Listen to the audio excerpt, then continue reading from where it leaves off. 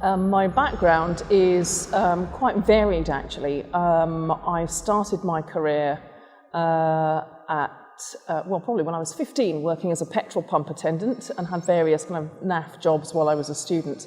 I've worked at the BBC on daytime television. I've worked in corporate communications. I've worked in a marketing capacity at the Royal Scottish Academy of Music and Drama. And so what I do now is very much an accumulation of experience from a wide variety of things that I've done over the last kind of 20 or so years.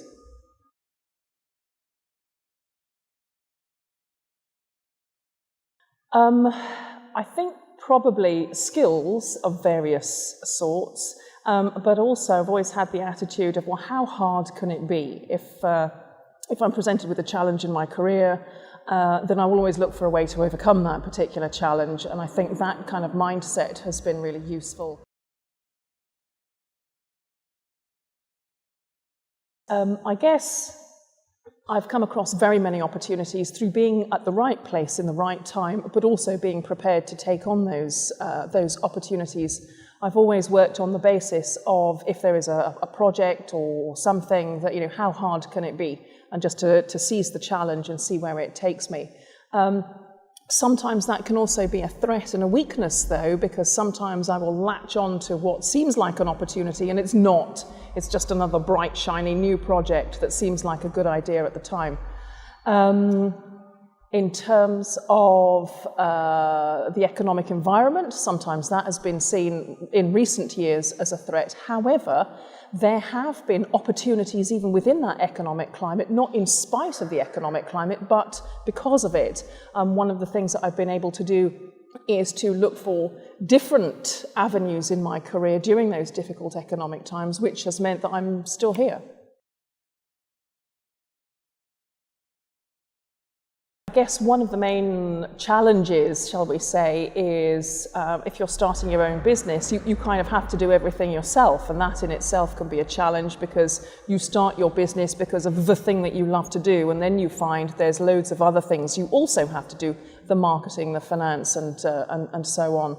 And also sometimes when you're starting a business, some of the challenges can be around budget and having the money to market yourself, and also going out there and getting new clients. But I prefer to think of challenges rather than problems, because challenges can be overcome.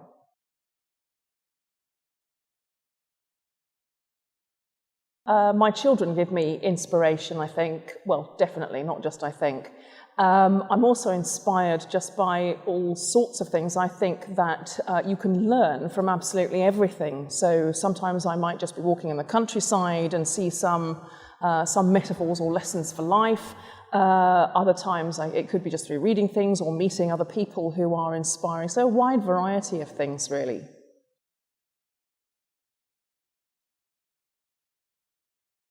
Lucky sayings, I guess there are three.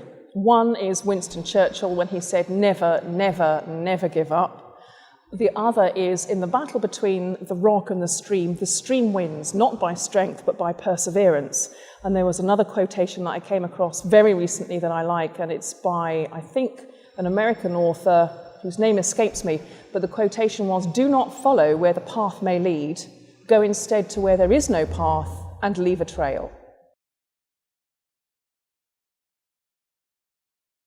What advice would I give to other women wanting to start their own business? I guess two things is persevere. Never, never, never give up. That's a really, really crucial thing, because there's always going to be challenges, and at the end of the day, it's sometimes just a matter of will as to whether you are determined to persevere or not.